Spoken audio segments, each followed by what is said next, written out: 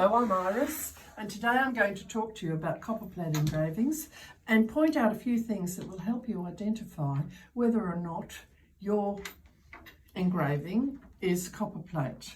Now, copperplate engravings were done a lot during the 17 and 1800s. That was the main method of reproduction. The difficulty that they found over the years with copperplate engravings is because copper is so soft, the edges of the copper plates actually flayed after time, and so they could really only do about 100 prints from each plate before having to either make another one or use it as the end of what they were doing. So copperplate engravings, a lot of them are very rare because the most that were ever printed back in the late 1700s and early 1800s would have been 100 prints. So sometimes when you have a copperplate engraving, it could in fact be the only one that exists today of that particular production, because there would only have been 100 ever done. Because by virtue of the copper plates. Now, this is a very famous botanical and dates back to the early 1600s.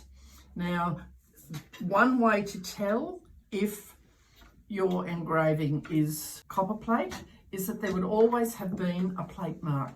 Now, what actually happened is the artist would engrave the copper plate and then it would be printed. So the artist would take the drawing done by the actual artist and reproduce it. Quite often, the copperplate engravers were even better artists than the artists themselves. They had to be very clever to reproduce these in such a way. So you can see, and you can actually feel with your fingers, you can actually feel the imprint, because what happened was they did the engraving and then they covered it with ink, and a wet paper was put over the top of it and it was then rolled, and that is how they did their engraving. These were always later hand coloured. It was only ever done in black and white, and the hand colouring was done much later. Now, this particular one here, you can see sometimes that the volumes were put together before the ink dried properly, and you can see from this one that the writing that is on the back of this print actually comes through to the other side.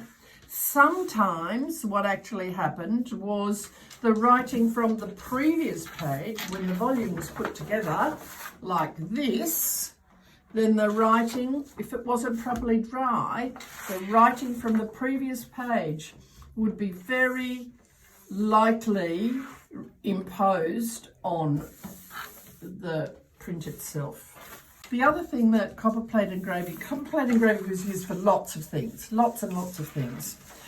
But the other thing that it was used for, because they could actually get quite large sheets of it, was also used for doing maps. And so here we have a very old English map from 1610. So copperplate was used for a very long time, and it was used to recreate the maps that were done on the voyages. There are copperplate engravings that were done during Cook's voyages, Dampier, all of the old captains of ships who did voyages in those very, very early years of discovery. They would take their drawings back to England or Germany or France or wherever they came from, and they would then have their engravers do the engraving. So do have a look at your engraving and see if you can find a plate mark. That is probably the most discerning feature of copper plates.